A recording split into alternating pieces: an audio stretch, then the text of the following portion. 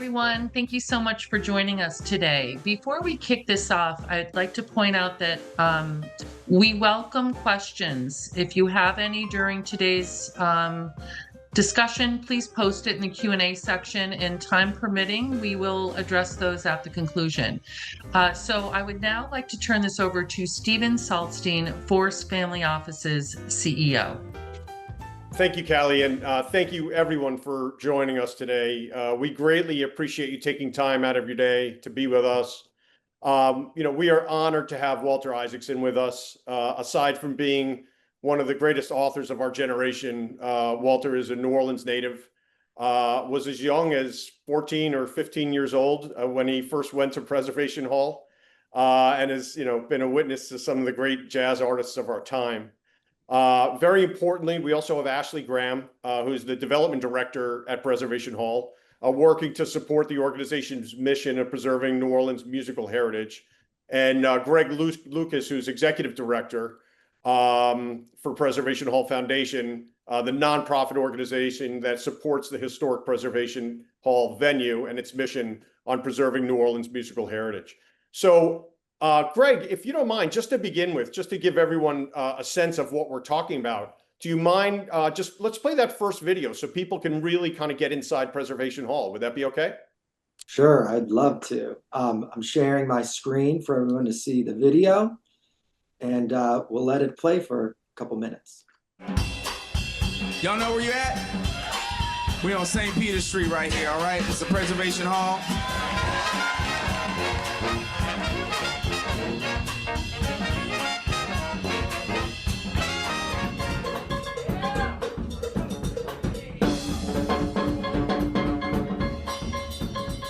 Preservation Hall is like the natural habitat of the vibe.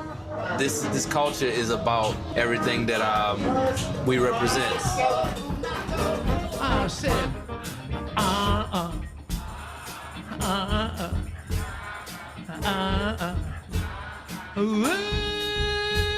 take it on. Days and roll, it's always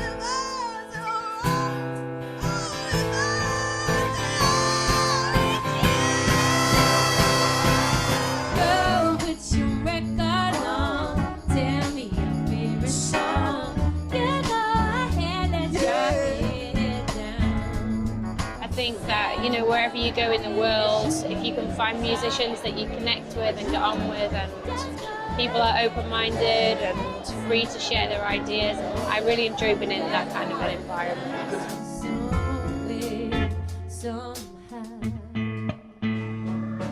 It's raining so hard, brings back memories.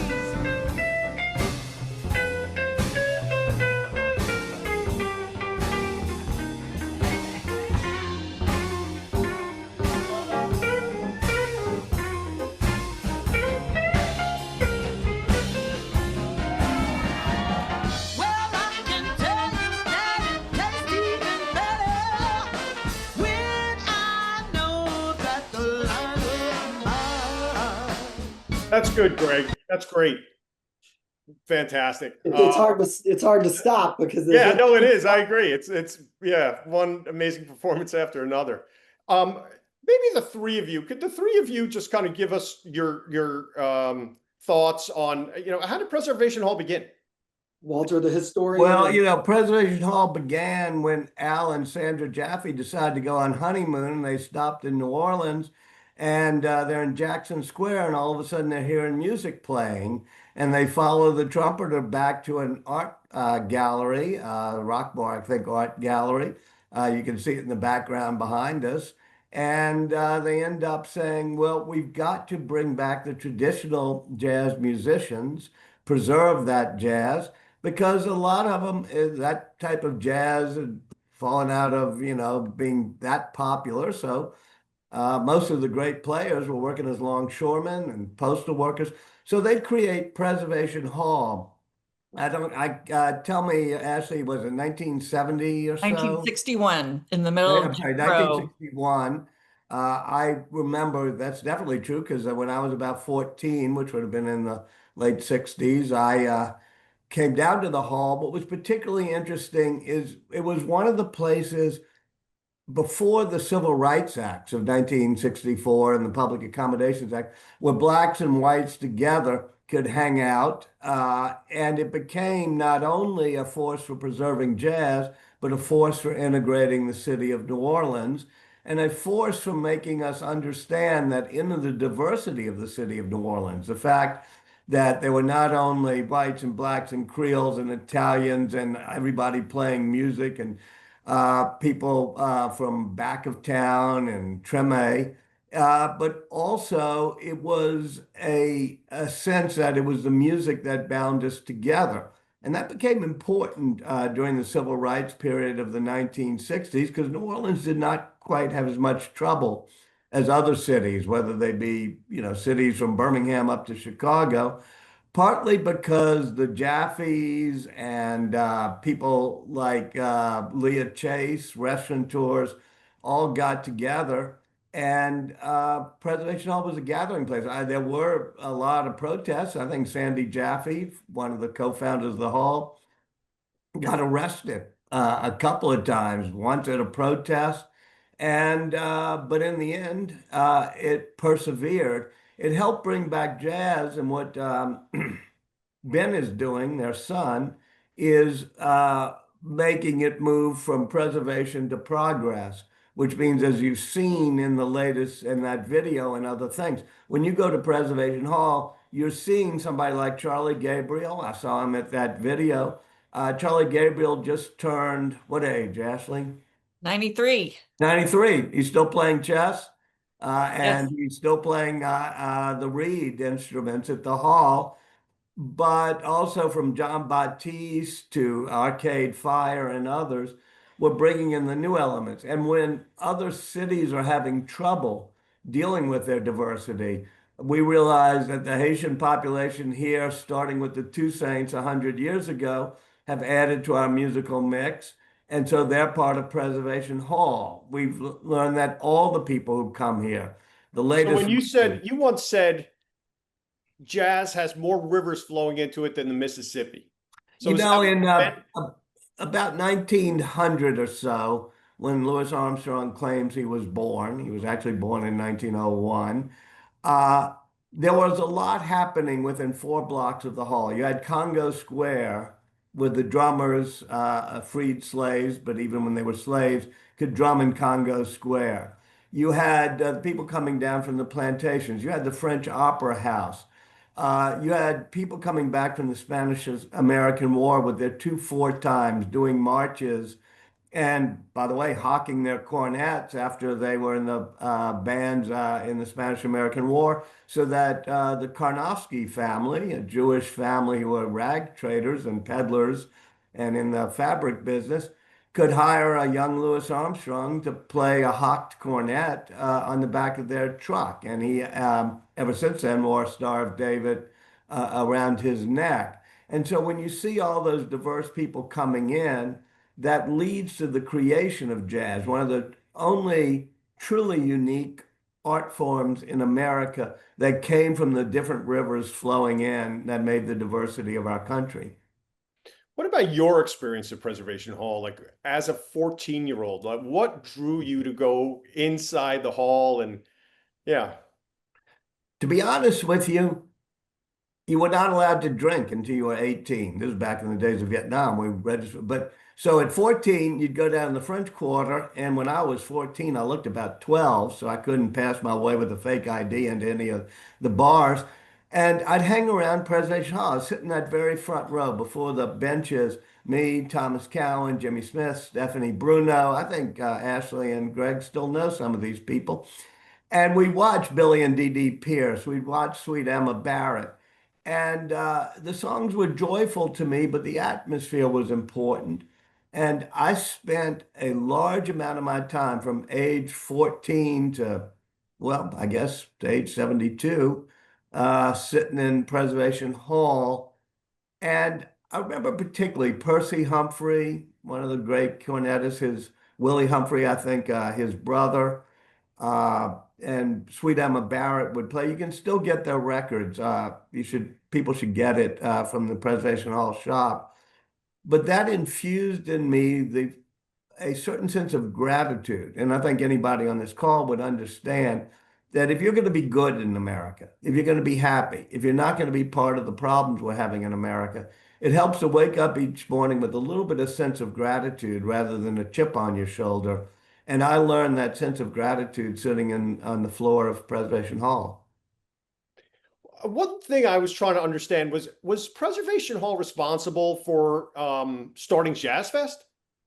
Well, the Jaffes were there at the very beginning with George Wein, who had an African-American wife, Joyce, and so they could not stay in a lot of the accommodations and go to the restaurants and nightclubs other than Preservation Hall. So the Weins and the Jaffes became very close friends. And then in 1970, George Wein convinced the city to allow the site of Congo Square, Armstrong Park, to be the home of Jazz Fest, which Preservation Hall has played every single year in its last 54 years. So it actually came to be as an extension, if you will, of Preservation Hall. Right, understood. And so, Walter, with the recent anniversary of Katrina, we've been reminded how fragile cultural traditions can be. I mean, I've heard Ben Jaffe talk about, what Katrina did and, how they really did have to start over again with every aspect. Do you think traditional New Orleans music is important to the whole country? Do you think it matters to people in New York and California and Texas, even for people that have never visited Preservation Hall? Well, absolutely. I remember after the storm, it came back very slowly. But as you talk about Jazz Fest, it came back. And Ben Jaffe and people at the Hall brought people back for Jazz Fest. And I can remember that particular moment when Bruce Springsteen, who loved this city and loved Preservation Hall and loved jazz, came down. And we weren't sure there was going to be a Jazz Fest. This was 9 months after the waters receded and the earth began to heal. And we're there, and he played, I'm choking up thinking about it. He played My City of Ruin. Yeah. Rise up, rise up. Sure. And maybe 15,000 people on the fairgrounds taking out their white handkerchiefs and waving them, saying, rise up, rise up. That is something that we're going to need a lot of in this country, which is that the sense that we're all in the same boat. And I mean that figuratively and literally when it came to Katrina. And when people came back for that first Jazz Fest and then played the Midnight Preserves at Preservation Hall, and even most recently, you saw Irma Thomas on that video singing It's Raining. The very first Jazz Fest I went to in Congo Square, Armstrong Park, she was the finale always. She'd always sing It's Raining. And often it was. It's New Orleans. It often was raining. Right. And last year she came, well, she's always here, but she played at Jazz Fest again because Mick Jagger was here. And Mick Jagger said in 1964, we heard a song on the radio. We were driving around. We had no hit records then. And we heard this song, Time Is On My Side. And it was our first hit. And I want to bring out the woman who wrote that song and first recorded it. And you watch Mick Jagger and Irma Thomas do that. These are the type of things that bring us together. And I think New Orleans is not just a symbol of resilience, which this country needs, but it's a symbol of we can all pull together. We can all realize that we've got to be that we're in the same boat. Ashley, can we talk about the foundation? Its mission, the programs, what the future looks like? Sure. So the foundation was started in 2011 and with the mission of protect, preserve, perpetuate New Orleans music and culture. We do that through music education. We have 150 field trips of K through 12 students who come and have a really magical and interactive experience hearing the music, but also learning the history and the cultural context behind them. And we have a virtual online music education series. So this matters to people around the country, so that we're exporting our amazing knowledge of jazz music and connecting it to everything from fractions, quarter notes, et cetera, to the history at Congo Square. Music education. We do musician support, where we, for our musicians who are age 60 plus, they start to receive monthly financial stipends from us as a thank you and sort of a small pension for in recognition of their many contributions to New Orleans music. And we also have emergency funds for, bereavement, for COVID, for Hurricane Ida, things like that. So musician support, and we have a lot of opportunities to employ musicians during the day as well. We have an archive that we are preserving and digitizing so that it will benefit, generations to come, music scholars and the general public as well. And then we have community engagement. We do grants to smaller cultural organizations and artists to thank them for their contributions to this larger ecosystem of New Orleans culture and music. And we also do provide community concerts as well. So moving into what's ahead, we have secured a lease on the building next door that will enable us to run all of these programs, to expand them, and to add some new things. We will be able to finally have exhibitions of these archives that we've been holding on to for so long. It'll be like a mini museum or gallery. We will also have an artist in residence program. And we have 3 guest quarters for artists who may come from Brazil or Cuba or Haiti or Juilliard or Berkeley, et cetera. So we're really excited about all that's ahead. And I don't know if this is a good time maybe to play. Yeah. But before we play, I just want to, Walter, I just want to ask you, you're an artist. Do you think there's music in your writing? Einstein, whom I wrote about when he was, this is not just writing. Einstein's trying to do the general theory of relativity, the most elegant theory ever in the history of science. And he's stumped. And he said he just kept pulling out his violin and playing Mozart because Mozart helped him connect to the harmony of the spheres. All of us, when we write, I'm now moving away from not having discovered the theory of relativity, but when we write with a certain rhythm. I think that rhythm for me comes from the flow of the Mississippi. It comes from the Southern writers that came before me. It comes from the type of sentences that are very narrative, but it also comes from jazz, where they're riffs, they're different themes, and you listen to them play off against each other. Jazz has an amazing ability to allow themes that are riffs that are played, sometimes solo, but then they all blend together, just like the heritage of the city of New Orleans, until it becomes one thing where people are riffing off against each other. That's the type of thing I tend to write about in my books, the collaboration, this ability to riff off against other people. But when I do it, I do sometimes try to hear the flow, the 2/4 beat that keeps me marching along, but also the syncopated rhythms that keep me maybe wanting to surprise the reader and do a stutter step. And then I read whatever I write aloud, and I hope in some ways it feels musical to my ears. That's fantastic. Thank you. Let's. Preservation Hall. Now that's where you'll find all the greats. And when I was a teenager, the ones that are still alive, that's where they're playing now. Preservation Hall was established in 1961 by our parents, Allan and Sandra Jaffe, as a home for the living jazz pioneers of New Orleans music. It was my parents' home in New Orleans. I spent most of my childhood right here. To the left of Preservation Hall is Pat O'Brien's.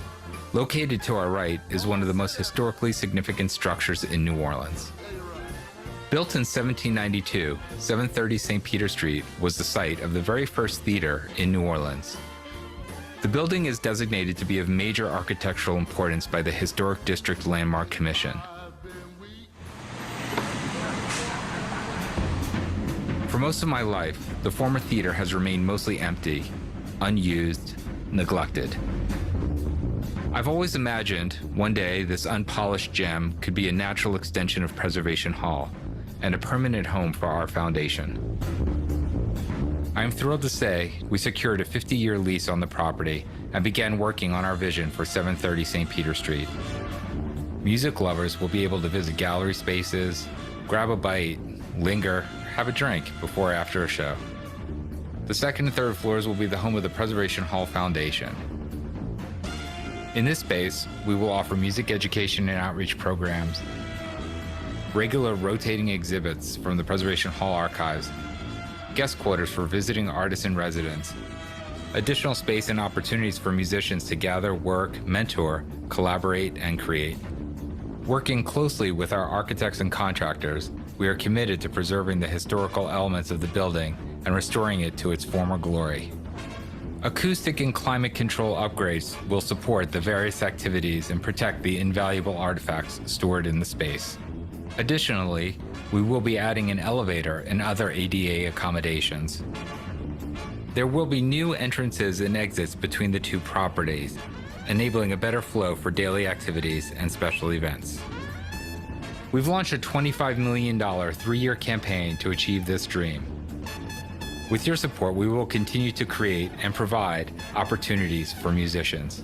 We will be able to reach thousands of students and families, exhibit and share items from our archives, host community members, organizations, and artists and residents from around the world. We will celebrate the timeless memories. We will honor the living. We will plant the seeds for the next generation of musicians and music lovers alike. My name is Ricky Monet. I've been playing at Preservation Hall a long time. I'm also a member of the Foundation Board. The Foundation works to protect, preserve, and perpetuate New Orleans music traditions. My name is Wendell Brunius, and Preservation Hall has been my musical home for decades. Before every show, we warm up in the courtyard behind the hall. And for years, we've been looking at a sad, empty building next door. We both do a lot of work with the foundation, and we'd love nothing more than to have space and opportunity to work with more children, more young musicians, more scholars, and visiting artists, to have a place to explore the music and artifacts of the past, and to record things for future posterity. This is a once-in-a-lifetime, rather a once-in-many-generations opportunity to build a transformational campus for Preservation Hall Foundation. At this pivotal moment, I invite you to help us ensure the future of Preservation Hall for generations to come. It is an invitation that is open to all, just like the hall itself. We hope you will help us achieve our dreams and continue to pass it on by supporting this worthy effort. Protect, preserve, perpetuate. Thank you for supporting the Preservation Hall Foundation. Pass it on. Pass it on. Pass it on. Pass it on. That's great. So how much are you raising? We're trying to raise $25 million by 2026. We are about halfway there. So we're really in a huge push over the next year to back clean up and get the rest in hand so that we can open the building and activate all these programs in full force. So there'll be a lot of family offices watching this. Many of them, I think, want to support the arts. They want to support great American culture. And so I'm curious, the folks that have given already, what are their motivations? And what is the best way that a family office can support Preservation Hall? Great. So the foundation is really lucky to have the support of many New Orleans locals, including descendants of those early musicians, the Humphrey brothers mentioned earlier, et cetera. We're really blessed to have Walter's support. The city of New Orleans has been a generous supporter of the effort thus far, and around the country, I think people are, our supporters come to us either because they're interested in music in general, in jazz specifically, in New Orleans, culture and sort of everyone feeling its precariousness post-Katrina. I think arts education, historic preservation, digitization of these archives, caring for the elder musicians, they come through various doors to find us, and then they learn about the full spectrum of our activities. And so We welcome the philanthropy of people from around the country. We're lucky to have support from people like Ray Dalio, Mike Novogratz, Nathaniel Rateliff, who you saw in the video, Jude Law, and various others. So, and Walter Ken Burns joined our campaign last year. So really, it is a local landmark, but it is a national treasure, and we want everyone to appreciate it thusly. And the foundation does work that certainly reaches throughout New Orleans and neighboring parishes, but we have visiting schools from all over the country. We produce these videos that benefit schools all over the country. The band travels all over the country, so our reach is significant. And I will say, an entry point for many of the families that want to establish a legacy relationship with the foundation and what we do at the hall really comes from a lot of different personal stories. I remember one of our major donors for the campaign, the William H. Donner Foundation, one of the governors of that foundation, which is very storied and over 100 years old, remembers his father dedicating himself to teaching the children about the Great American Songbook, which includes many of the early songs that New Orleans birthed and that Louis Armstrong made popular. So the Great American Songbook led to a 6-figure donation from the Donner Trust. But it can just be anything, and that's why it's really important for family offices to take that trip to New Orleans and let us host you. Ben Jaffe gives the ultimate tour and history lesson of the new space. So I invite one small story I heard about Ben was after Katrina, a lot of the musicians called him. They had no access to cash. The banks weren't working, and he would kind of run around all over Louisiana bringing cash to these people who had supported the family for decades, which is fantastic. I just think that is the baseline for philanthropy and for what the family means to. Well, and that came from Allan and Sandra. I mean, Walter, would you remark on Allan's amazing history, because he was the steward of this whole moment and movement. Allan Jaffe played the tuba just like his son Ben. We biographers know it's father to son things. And likewise, he was generous and really got to know each of the musicians just like his son Ben does. Allan would go around town and find these musicians who didn't have health care, who couldn't pay the rent, whatever.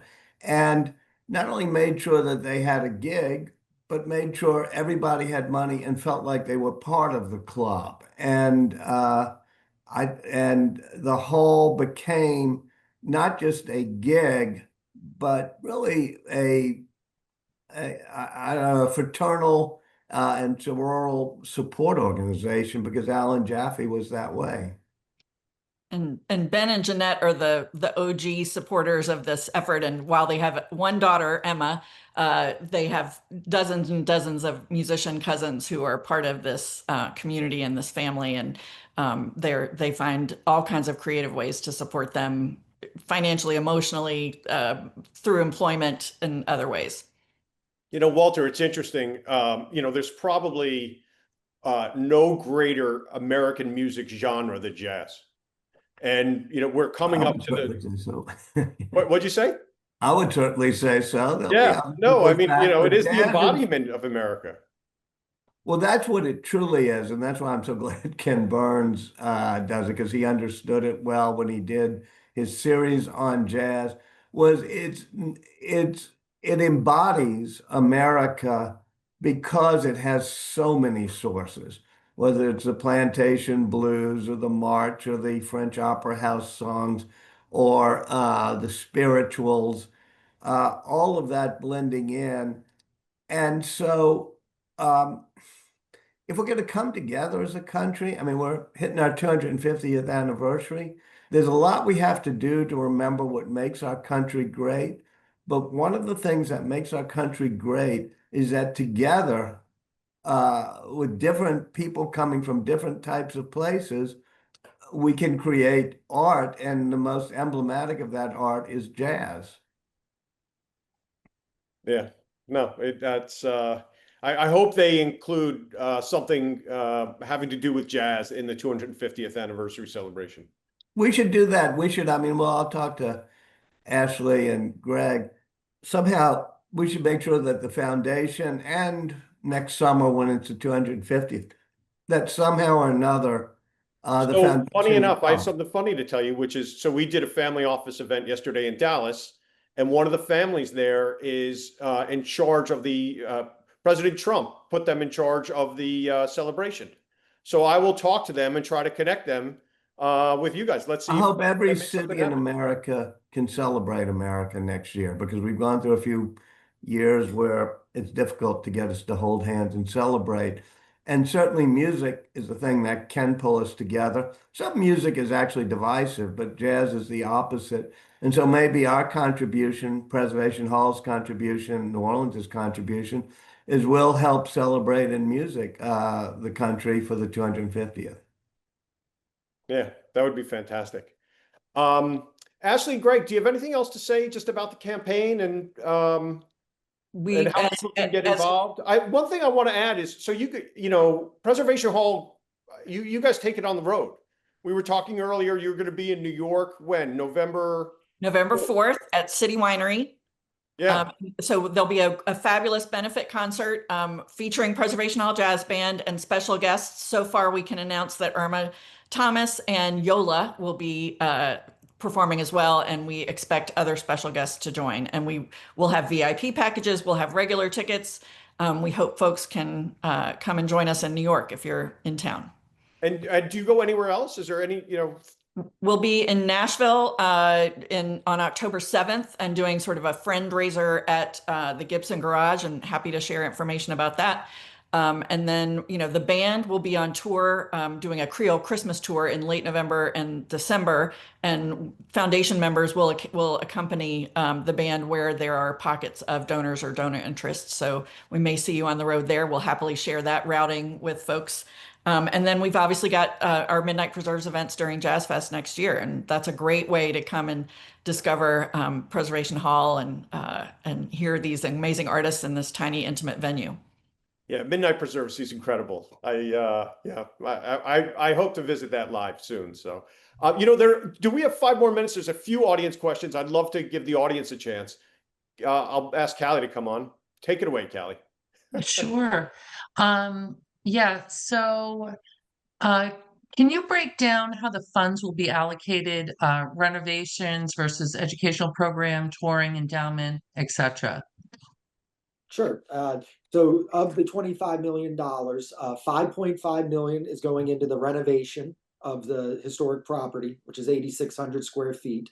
And then the $15 million fund for the program expansion is really what creates the sustainable engine of growth and revenue that keeps the building operating in a way that can go on for another 50 years, or as we've seen with the first 2 generations of the Jaffe institution. Sustainability in the arts is really one of the most impressive stories, one that is not well told, I believe, about how first Allan and then now Ben have turned this business into something that's sustainable through the 360 days a year of shows that not only keep the hall open and restored and as it was 64 years ago, but also sustain a community of over 60 musicians that all are in the community, as Ashley referenced, this ecosystem of jazz that emanates from this habitat or sanctuary that not only exists, but we're expanding through this campaign. So 4.5 million goes to the operations through 2030 of the building and its carrying cost, so that then the revenues from the museum attraction tickets for the exhibition space on the 2nd floor, the residency program and its partnerships that generate program service revenues from schools and institutions all over the world to send their students to live in residency at the hall. And of course, all of the events that we'll be able to host in these new spaces, because really museums and cultural facilities are incubators today for culture. And that's what this new space is. Ashley, I think you can unveil the news now about what this center is, I think that it's an apropos time. So this new building will be called the Allan and Sandra Jaffe Center for New Orleans Music, Arts, and Culture. So a bit of a mouthful, but completely accurate description of what will be taking place there at the home of the Preservation Hall Foundation. Yeah, and tying it to Allan and Sandra, it's kind of a life, I think, a life mission for Ben, because he has walked in his father's footsteps since he was 16 years old when his dad just tragically died at 52. So to name the building the Allan and Sandra Jaffe building is like, it means everything. So we'd love to talk to you. We have lots of naming rights opportunities and benefit levels for donors from $25,000 up to title partnership at $10 million. So please reach out and we'll send more information as well. Great. And how are you balancing the need to preserve its historic character while also reimagining it for future generations of artists and audiences? I mean, I think this is where Ben has really led that charge. In jazz is a living tradition, and he says it's not like you put it away on a shelf and protect it there. It lives, it thrives in the community, and it evolves. And he has done a beautiful job of keeping it relevant to today's audiences. And we have musicians from early 20s till early 90s playing at the hall. So really this intergenerational approach of passing it down and letting it evolve into something new. And then watching the band open for artists from Beck to Nathaniel Rateliff, Dave Matthews, and others, and then watching what happens with Midnight Preserves when these artists start playing together and they realize what a great collaboration it is. They're now recording with country music artists, etc. So it's really a beautiful thing to see, and we will always preserve the original New Orleans traditional music and culture, but we're constantly adding on to it as we go. That's great. Thank you so much. And thank you everyone for joining us today. If you want additional information about Preservation Hall and the foundation, please reach out to me. Everyone has my email address. I'm happy to facilitate that introduction. And we thank everyone for coming. Steve, I don't know if you have any final words before Walter or Ashley or Greg, do you have any final words before we sign off? Man, this is one of those things that's just really helpful to not only a place in the country, but a soul. And I can't tell you how much it's meant to me to over the years be supporting this, because it's so much larger than just the hall. That's incredible. That's great. Thank you so much. We're so grateful to you, Walter, for your support and for being here today on our behalf. And then really to the Forrest family offices, we're so grateful for this opportunity to make new friends and reach a larger audience. And again, it's our great honor. Please come and visit. We would love to host you at the hall. We'd love to host you in New Orleans. The city thrives on hosting, and Preservation Hall is the ultimate destination. Fantastic. It's a great place to host a party too, in the courtyard in the afternoon. I did that for my birthday. And if y'all are coming on down, let me know. I'll come hear the music with you. Great. Have a great day. Thank you so much. Thanks. Really. Thank you, everyone. Have a great day.